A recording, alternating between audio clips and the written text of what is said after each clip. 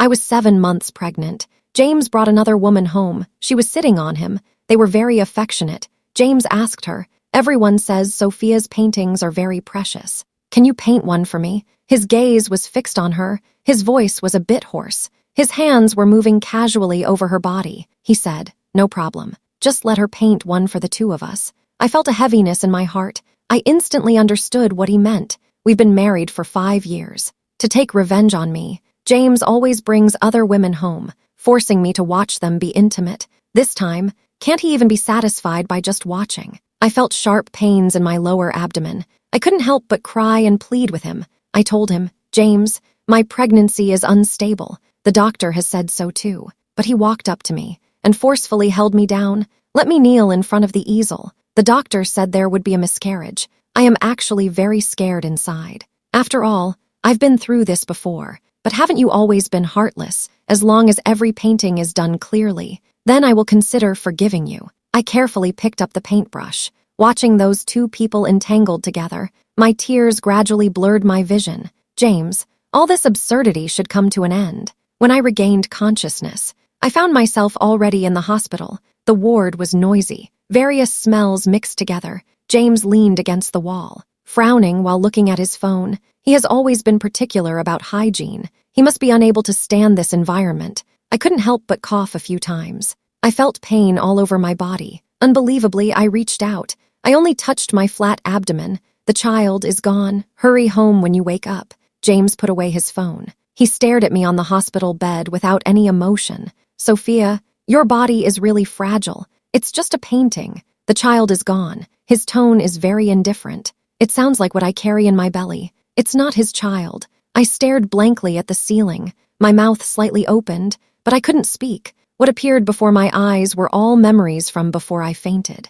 For Emily, James made me kneel on the cold floor. I painted for a whole day and night. My hands started to tremble from holding the brush for too long. But he wouldn't let me stop. The room was filled with their intimate moments. Upon closer inspection, there were still wet tear stains, until Emily was too tired to continue. Only then did she snuggle in his arms. That was when everything finally came to an end. James looked at me coldly. He said to let me go. My knees have gone numb. I tried hard to prop myself up and walk out the door, but suddenly I felt a wave of dizziness. My body had no strength left. In the end, I collapsed on the ground. Cold sweat was breaking out on my forehead. My lower abdomen was aching in waves. James kept urging from behind, but I didn't have the strength to move at all. Emily's voice was very gentle, but she had only painted a few pictures. How did Sophia end up like this? Painting is not a physically demanding task. Stop pretending to be pitiful in front of James. James wrapped Emily in a blanket. He slowly walked in front of me.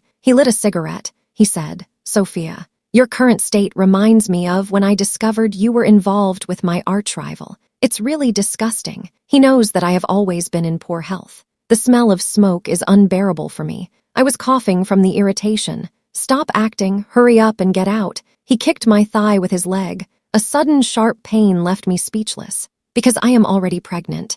I was wearing a loose white dress at home, but now it has been soiled. Emily poked her head out and covered her nose. It's obvious she is very disgusted. "Oh dear, what happened to you? It really makes me uncomfortable." I am very flustered at this moment. I can only hold my belly with my hands. My heart is filled with fear. I have lost a child before, so I know very well what kind of situation I am facing now. Although James is cold towards me, I still grabbed his pant leg. I pleaded with him, "James, save me. I might really have a miscarriage." Suddenly, a sharp pain shot through my wrist. He kicked me away and shut the door behind him. Just like that, I was left alone. The pain has driven me to the edge of sanity when I woke up again. The scene before me was James impatiently urging me to leave the hospital. "You can't even take care of your own child. Then you shouldn't stay in the hospital. I've already arranged for your discharge with the butler. You can take a taxi back by yourself later." I was stunned, looking at James. I said with a choked voice, "This child is not just mine alone. How can it be like this, Sophia? You really don't deserve it." Anger flashed in his eyes. His fists were tightly clenched. "James, you know I'm still not in good health. I just had a miscarriage. How can you just let me be discharged like this?" I still remember the last time I had a miscarriage. The doctor's expression is still vivid in my mind. He very seriously told me, I must take good care of my health. Otherwise, it could lead to lifelong troubles. But it seems he doesn't care. Sophia, in the end, something is missing. This isn't the first time. Don't be so sentimental. After saying that, he strode away. Only his silhouette was left behind. The nurse arrived soon. She urged me to leave quickly. There are limited beds available. Once the discharge procedures are done, just leave. I pressed my chapped lips together. I walked away, feeling utterly numb inside. The last bit of hope in my heart was shattered by his words just now. I passed by the VIP ward. I heard James gently talking to Emily. Baby, you just got pregnant with our child. You must take good care of yourself. James, I will protect him well. Through the crack in the door, I saw them cuddling together. They looked so sweet. But what about me? Like a discarded pet. No one cares about me. I slowly walked away. My heart felt heavy. We used to love each other so much. Now there's only hatred left. At that time, the Johnson family faced a financial crisis. I was determined to help him turn his life around, but due to an accident, I was captured by his enemies. I endured a lot of torment. As a result, I lost the child I was carrying. Once, I thought, it didn't matter what others said, as long as James treated me well. It was all worth it. I realized I was wrong, the person I shouldn't blame the most. From that day on, he harbored deep hatred toward me. Because of the rumors outside, he chose not to divorce me. But he was also unwilling to get close to me. He intentionally brought various girls in front of me, and Emily was his favorite one. After a series of twists and turns, because he got drunk, we accidentally conceived a child. I thought things would turn for the better, however. James used extreme measures to make me lose the child I was carrying. I took a taxi to another hospital. I gave myself a checkup. The doctor looked at the test results. He frowned and said, "Young lady, you just had surgery. How can you not take care of your health? Your health has never been good. A miscarriage at this stage is very damaging to your uterus." After hearing the doctor's words, I smiled helplessly. Everything was within my expectations. I'm afraid I will never be able to have my own children in this lifetime. The phone kept ringing. It was useless to hang up. There was no choice. I had to answer it. I heard James's very angry voice. "Sophia, you just had a miscarriage and you're rushing to find a man to play with. Why don't you hurry back to the villa?" Then I heard a busy tone. James's assistant quickly found me. He forcibly took me back to the villa. In the past, I felt guilty about matters concerning my nemesis. I obeyed him without question, but what I got in return was his temper getting worse. "Just return to the villa." The housekeeper handed me a towel. "Talk to me. Sophia, you finally came back. Today, James let me take a day off. I'll leave the rest of the things to you." After saying that, she hurriedly left. James brought Emily back from the hospital at some point. She gently caressed her belly. Her face was flushed. She asked, "James, the doctor said to exercise moderately during pregnancy. I want to go swimming. Is that okay?" He gently kissed Emily on the forehead. He completely indulged her. Emily can do whatever she wants, but when he turned to look at me, his gaze turned cold again. He said, "You go clean the pool. No dirt can be left behind." My whole body still hurts, especially now that it's already deep winter. Even though it's in an indoor swimming pool, James is hugging Emily. Suddenly, he kicked me into the pool. The icy water pierced through my body. The instinct to survive made me quickly grab the edge of the pool. I struggled to find a way to drain the water. The water slowly flowed out. My soaked clothes clung tightly to my body. The window opened. The cold wind blew in. My hands were shaking. I hurried to dry the pool. "I need to get this done quickly. Prepare warm water. Don't delay Emily's swimming." James's voice was cold. There was no emotion at all. "This kind of thing. It's not the first time I've done this. James is showing affection to another woman in front of me, leaving me no choice but to watch. Years ago, our first child left us due to an accident. When I woke up, I found myself lying on the bed of James's enemy. My whole body was injured. James is standing outside the door, watching all of this. His face is full of shock. His eyes are filled with anger. He shouts at me, "Sophia, how could you be with another man and lose our child?" But this can't all be blamed on me. His opponent threatened me, saying, if I don't retrieve the secrets of James's company, the Johnson family would go bankrupt. I felt very guilty inside, so I kept lowering my standards, just hoping to win back his forgiveness. Years of blows have made my health very poor. I originally thought this child could restore his feelings for me, but unexpectedly, it was ultimately strangled in the cradle by him. My lower abdomen ached again, causing me to gasp. By the pool, The two of them seem very relaxed. James carefully feeds fruit to Emily. After a while, I clumsily crawled out of the swimming pool. I swayed back to the guest room where I've lived for many years. Ever since that incident happened, I moved out, and then I kept rinsing myself with hot water, hoping to warm my body up a bit. I sat in front of the vanity, looking at my colorless face in the mirror, so I called my best friend. I told her everything. She was so heartbroken she was about to cry. She supported me and said, "Sophia, no one else has the right to say anything about him. After all, without you, the Johnson family has long been in decline. It's better to leave him." I was silent for a long time. My lips were cracked. When I spoke, I could taste blood. I thought to myself, I want a divorce, but Sophia, are you thinking of getting back together with that man again? Unknowingly, James is already standing outside the door.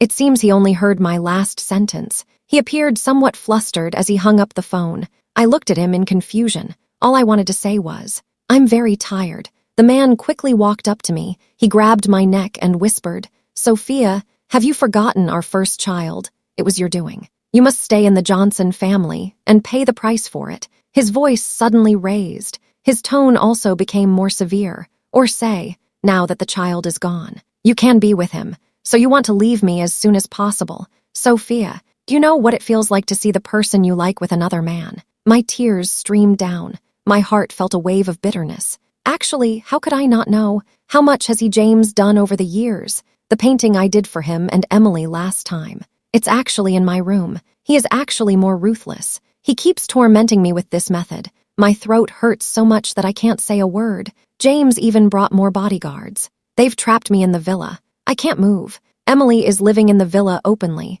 She's with him every day. The Johnson family's servants have started calling her Mrs. Johnson. I'm helplessly stuck in the room. I haven't gone out all day, but Emily seems determined not to let me off easy. She has clearly already won James's love. Since the miscarriage, I haven't been taking my medicine properly to recover my health, so my condition is getting worse. I also look increasingly haggard. At that moment, a rapid knock on the door pulled me back to reality. Emily is wearing pajamas. She's linking arms with James. She says, "Sister Sophia, I want to make an ice sculpture, but Brother James said I can't touch cold things. Can you help me? I think small animals made of ice are really cute." I looked up at Emily. I saw her excited expression, but I had no reaction inside. The air was quiet for a moment. James spoke first. "Emily, you should go change your clothes first. Dress warmly. I booked a cruise ship. I prepared ice and tools in advance. We'll set off soon." Emily happily skipped away. She was humming a tune. "Sophia, I hope you can understand something," he said softly. "I'm stuck here now. I don't know how to resist. I can only follow their arrangements." On the cruise ship, a plan slowly formed in my mind, so I quietly sent a message to my best friend. James came with several bodyguards. It's like being followed by a prisoner. The wind on the sea is strong. I'm shivering from the cold. My feelings have become somewhat numb. I'm on the cruise ship. James has rented the whole ship. Emily is happy and wandering around. There's a large block of ice on the deck. Next to it are tools for making ice sculptures. Getting closer to the ice block, you can feel the biting cold. Emily is wearing a thick cotton coat. James is worried she'll be cold. He deliberately holds her in his arms. She says, "I want a rabbit." The ice block is almost as tall as me. It makes me a bit fearful. Everyone on site is staring at me. I can only muster the courage to go forward. I know his temper. If I don't do it, he will find another way to punish me not long after. My hands are frozen and red. I can barely lift them anymore. Ice shards have pierced into my flesh. The ice sculpture began to show a bright red color. Emily covered her nose. She stepped back in disgust. I knelt on the deck for 7 hours. It wasn't until evening that I finished the rabbit ice sculpture Emily wanted. The droplets of water on the ice looked like blooming flowers. My body had already been exhausted from the torment. I slumped in the corner. James stayed by her side the whole time, like a knight for a princess. Finally, night fell. The temperature on the sea surface dropped even lower. Emily returned to her room. James stopped by me as he passed. He frowned and said, "Sophia, you want to get my attention by hurting yourself. It won't work." I spent the whole day in the cold wind. When I spoke, I found my voice was already very hoarse. "James, let's get a divorce." I took out the divorce agreement my friend had helped me prepare. My name was already signed on it. I handed him the crumpled paper. I stared at him intently. The sound of waves crashing against the boat mixed with the wind. It sounded somewhat lonely. The dark sea made it hard to see far ahead. After a while, James let out a cold laugh. Sophia, stop pretending. You owe me so much. How can you have the right to leave me? My expression now looks worse than crying. James, all these years, you should have paid all this back. He suddenly got angry. He squatted in front of me. He gritted his teeth and said, Sophia, when you were with him, did you ever think about our child? Did you ever think about me? The love I once had for you has long been destroyed by your own hands. If you want to clarify the relationship, then it's very simple. You must experience this kind of pain too. I looked up. I couldn't distinguish his emotions. She only pursed her lips silently. All right, Sophia, you've become capable. Then just jump down from here. Survive. I will forgive you. Everything can start anew. I threw the divorce agreement at him. My heart raced. I hurried to the railing. I gathered my courage and jumped down. The sound of water falling was my last explanation to him. Since then, there were no debts between us. The seawater was bone-chillingly cold. The people on the deck seemed oblivious. I sank down quietly. James held the divorce agreement in his hand, which still seemed warm, he discovered. Sophia's signature was very serious. The name was blurred by tears. It seemed she struggled for a long time before making the decision. The sudden sound of someone falling into the water made him anxious. As he hurried over, the surface of the water was only churning waves. There is no sign of Sophia. His temples are throbbing continuously. Clearly, his reaction is already fast enough. How could she just disappear in the blink of an eye? There's only one possibility in this situation. That is, the person who jumped has completely given up hope of survival. Someone come save her. Right now. The people around began to get busy. James tightly grips the railing, looking around, hoping to catch a glimpse of Sophia. However, there is completely no news of her. He feels uneasy inside. Although he usually finds Sophia somewhat annoying, at this moment, he is truly afraid something might happen to her.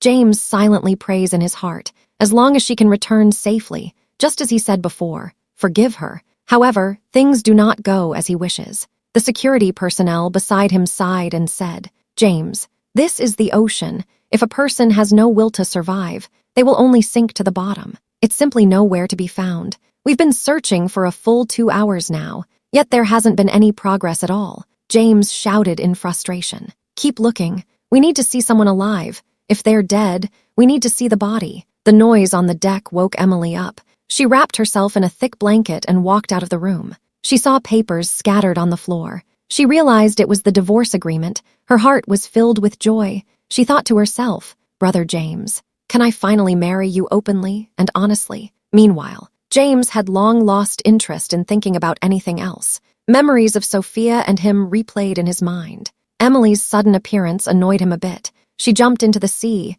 You should go back and rest. The girl blinked. She thought Sophia was being really unreasonable. Is she trying to make Brother James feel guilty for life in this way? Her actions really seem a bit excessive. Emily kept talking in front of James. He was feeling quite annoyed. Usually, Emily seems quite sensible. I don't know why she has to kick him when he's down. Emily, matters of life and death are not simple. He doesn't have time to deal with Emily's issues. So he asked the waiter to take her back to her room to rest. But Emily kept insisting on staying by his side. James couldn't help but shout, Stop making things worse here. I know what kind of person Sophia is. Emily was startled by the shouting. She started to back away. Her tears flowed uncontrollably. Brother James, have you forgotten she was there for you in your toughest times, with your enemies, and caused the death of your child? Someone like that, how could she be worth your protection? She spoke with great grievance. James was stunned. He thought to himself, isn't he the one who hates Sophia the most? Why is my mood so tense now? I've been standing there in a daze for a long time. He still decided to go find Sophia. Emily really couldn't persuade him. He had no choice but to go back. 10 hours, 20 hours, 24 hours, still no news at all. The enthusiasm of the rescue team is starting to fade. James looks increasingly haggard. The police told him, James, this situation has almost no chance of survival. It's declared that Sophia's situation is not optimistic. However, why don't you just give up after all? Searching for her is like finding a needle in a haystack. It's really difficult. He doesn't want to respond. He just continues to let more people join the search. James hasn't managed the company for half a month. His competitors have started to cause trouble again. They are setting obstacles for James everywhere. James, you have a good wife, But unfortunately, no one can help you now. I heard that sentence. James quickly understood its meaning. What does this mean? The confusion in his heart made his heartbeat quicken.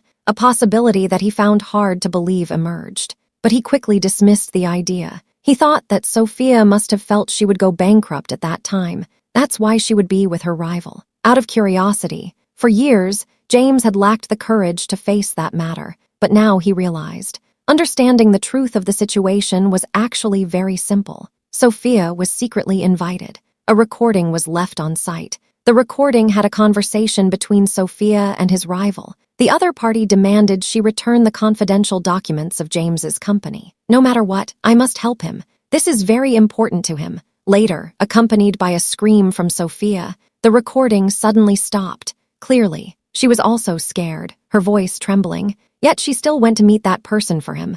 Alone, James suddenly understood in his heart. Sophia took risks for herself. Yet he had never heard her explanation. He only hurt her time and again. James squatted on the ground, holding his head, continuously banging his head. He kept thinking in his heart, why didn't I check the situation earlier? Sophia, I'm sorry. He felt incredibly frustrated. All his hopes were pinned on Sophia. Every day he appeared dazed, going back and forth between the sea and home. He wanted to learn more about Sophia, but found that there were no clues left at home. After jumping off the boat, he truly lost the desire to live. I have been trying to stay calm. I floated along the river for a long time, gripping the locator tightly in my hand. It wasn't long before my best friend came to rescue me. She took me to a mansion abroad in her private jet, so I could recuperate in peace. As for the domestic situation, they can't find my body. The police will soon announce that I have passed away. My body has long been worn down from years of torment. It has collapsed more than half already. My best friend, Olivia, tightly held my hand. She said, Sophia, don't be afraid. I will definitely find someone to help you get better. I managed a weak smile, but couldn't say a word. The doctor said, because I was physically unwell, plus the incident of jumping into the sea, it put a lot of psychological pressure on me, which led to my aphasia. It might take a long time to recover, but that's okay. After all, I don't really want to talk anyway. Being silent actually feels pretty good. My best friend has always been by my side. Sometimes she even takes me out for a walk. I feel like I've really changed. I've started to fear water and ice cubes. Even the paintbrushes I once loved. A series of traumas is driving me mad. Therefore, Olivia had to hide everything that reminded me of nightmares. After 2 years of therapy, I have finally recovered a lot. I can speak normally. I am living a normal life. Olivia started a company here. She transferred all the assets from back home to here. Sophia, without that annoying man, a good sister can accompany you for a lifetime, thank you. Olivia, fortunately, I have a good friend by my side. However, I can no longer pick up the brush that I once took pride in. Olivia arranged a position for me as a beautification director in the company. My main responsibility is to train newcomers. The workload is not heavy. Occasionally, I receive news from back home. Because of chasing the sea, I went missing for 2 years. I can only be declared dead by the police. So the old Sophia is no more. Olivia gave me a new name. The only regret is, I can no longer have children. When I have free time, I'm going to volunteer at the welfare home. I also adopted a cute little dog. Everything is developing in a positive direction now. Sophia, James's company collapsed. This has been the case for the past 2 years. It's the first time I've heard his name. Olivia casually mentioned it after dinner. I didn't pay much attention. I almost forgot what he looked like. It's nothing serious, Sophia. If James really comes to find you, what would you do? My hand paused. He won't come looking for me. I heard he sold everything he had back home, just to find his lover. I think the lover he mentioned might be Emily. It definitely has nothing to do with me. Everyone fell silent. Olivia didn't say anything more either. It snowed a lot here in winter, because I was ill before. I'm afraid of the cold. I don't dare to go outside. I often stay by the fireplace. I could stay there all day. When I'm free, I read books. I feel completely relaxed. In the evening, the snow has lightened up a bit. I'm going downstairs to take out the trash, dressed very warmly. Only my eyes are exposed, holding an umbrella. To prevent snow from falling on my head, the distance from downstairs to the hallway isn't far. I'm walking slowly. The sound of stepping on the snow is crunchy. It feels a lot like a soothing sound for sleep. Suddenly, I feel a bit uneasy. My right eyelid keeps twitching. I quickened my pace. I want to get back to the warm home quickly, but I see a tall figure not far away, wearing black clothes, very conspicuous in the snow. That person has been standing here for several days. The security situation abroad isn't very good either. My heart suddenly jumped to my throat. I hurriedly threw away the trash. I turned around and prepared to go home, but the footsteps behind me are getting closer. They stopped at the doorway. Then a voice came from behind me. Sophia, Sophia. I no longer want to hear that familiar voice. It's James. I tightly grip the handle of the umbrella. I don't want to turn around. Finally found you. You're still alive. That's so wonderful. His voice sounds hoarse, as if he has been through a lot. You should just go. I'm not Sophia. After all, I've changed my name long ago, and I really don't want to see him again. The snow is falling heavier. I turned my head and saw James kneeling on the ground. His hands were frozen and red. His eyes were filled with bloodshot veins. His lips were chapped because of the weather. He looked like a homeless person. I thought to myself, suddenly realizing that I actually no longer care about him. Sophia, please forgive me. I know I was wrong. I searched for you for a long, long time. They didn't find you in the sea. I jumped in again and again.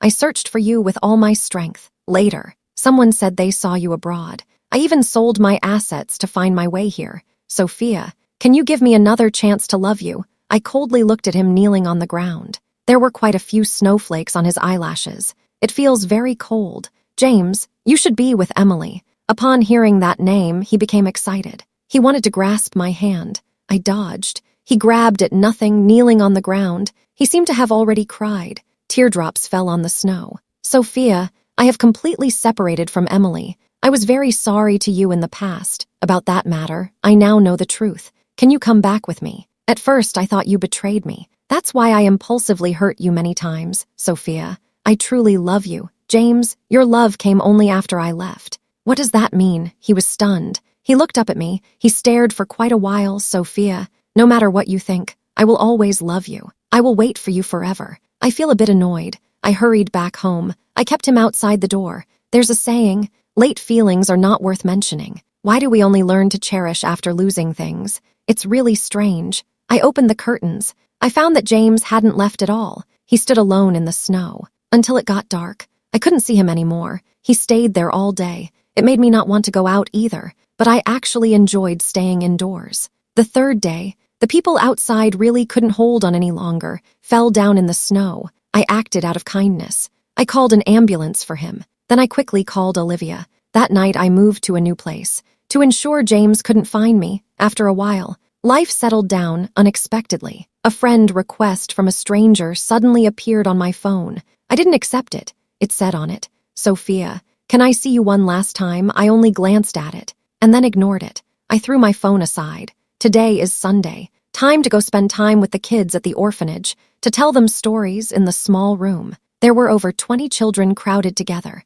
They obediently sat on the floor, listening intently to my stories. A figure waited outside the window for a long time. When the story was finished, he turned and left. James completely disappeared from my life. That's fine too. No one reminds me to recall those unpleasant things anymore. It wasn't long before. A news story caught attention and trended. A Chinese man jumped into the sea from a fishing boat, but the crew noticed in time. They rescued him. However, his health was in poor condition. He passed away after a few days in the hospital. He left behind a note. It said, I'm sorry. Sophia, in the next life I will love you well, but I don't care in my view. The love he spoke of is just an invisible shackle that made me lose my freedom. This is James's last message. I'm James. I have a wonderful wife, but due to an accident, a misunderstanding arose between us when I was young. I acted impulsively. I did many things that hurt her. I thought about punishing her, but at the moment she truly left,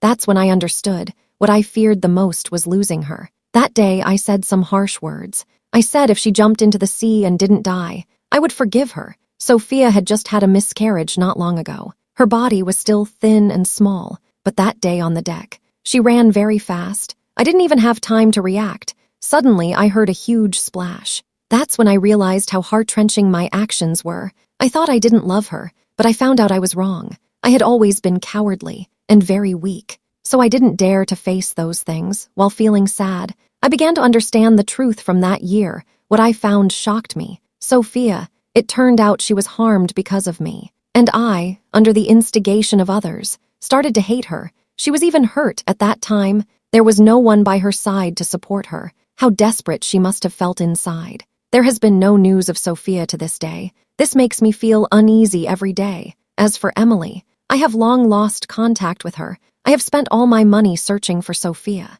At the beginning, many people advised me to give up. They said she might no longer be alive, but I didn't believe it. I desperately tried to find a way. The rescue teams at sea have also been working hard. 2 years have passed. There have been no clues. The police eventually declared that Sophia had passed away. I was on the verge of collapsing. I started seeking help everywhere. I've heard about temples that are effective. I would go to all of them. I was afraid of missing any opportunity. Even if I had to climb high mountains, I would kneel and pray for Sophia's safety. Everyone said that as long as you are sincere, you can ensure the safety of the one you love. I became a weirdo in the eyes of others, but I don't care later. Someone couldn't bear it. Tell me about Sophia's situation. She is actually not dead. She just went abroad. I waited outside her house for a long time. I just wanted to see her once. But when I saw her, I felt a bit flustered. There was no trace of love in her eyes. I felt regret, but it was all in vain. Sophia is very happy now. I feel like a thief. I can only watch from a distance through the window. She is in an orphanage. There are a group of lovely children. Those children call her mom enthusiastically. Sophia always responds gently. I can't help but think, if our child were still here, they would probably be around this age now. Since Sophia doesn't want to see me, I won't disturb her anymore, thinking about the things I did to her in the past. I also gave it a try. I didn't expect that. The swimming pool in winter is so cold. No matter how I scrubbed, it wouldn't get clean. After scrubbing, I was so exhausted that I collapsed on the ground. But at that time, she had just had a miscarriage a few days ago. How did she manage to accomplish such a big task? At night, I kept hitting my own face hard. In the end, I cried myself into a faint. The next day, I woke up. I bought a block of ice and ran to the park to start making ice sculptures. The coldness of the ice made me feel like I was about to freeze. When I touched it with my hand, my fingers were frozen and red. It was so hard that I couldn't do such delicate work at all. I knelt in front of the ice block. I kept busy for a whole day and night, just like Sophia. My hands were all cut up by the ice, with no good spots left. There were some blood stains on the finished ice sculpture. The translucent parts looked somewhat melancholic. The hurt I once caused Sophia, I keep tormenting myself over it. I hope this can lessen Sophia's pain in the future. In the end, I chose to jump into the sea. I boarded a fishing boat with the local fishermen. I heard them talk about their happy families. I couldn't help but think of Sophia. Eventually, I waited until no one was watching. I jumped in. I started to struggle. Salt water filled my ears and nose. My hearing gradually worsened. The feeling of suffocation scared me. The noise was too loud. The fishermen rescued me, but that day, Sophia showed no signs of life. Her despair is something I will never understand. She lay on the hospital bed, staring blankly at the ceiling. In the end, I left a note. I turned off my respirator. Sophia,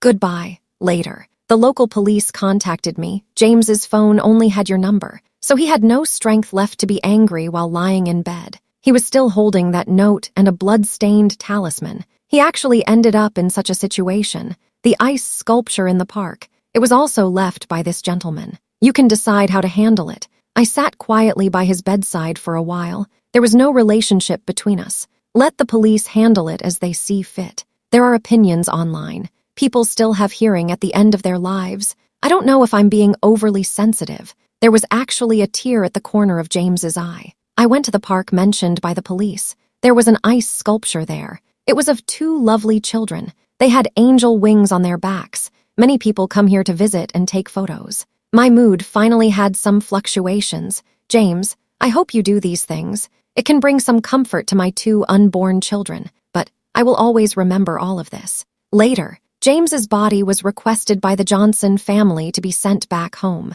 The ones who have hurt me will finally no longer appear in my life. I am busy every day between the company home and the welfare home. Although it's very busy, everything makes me feel particularly fulfilled.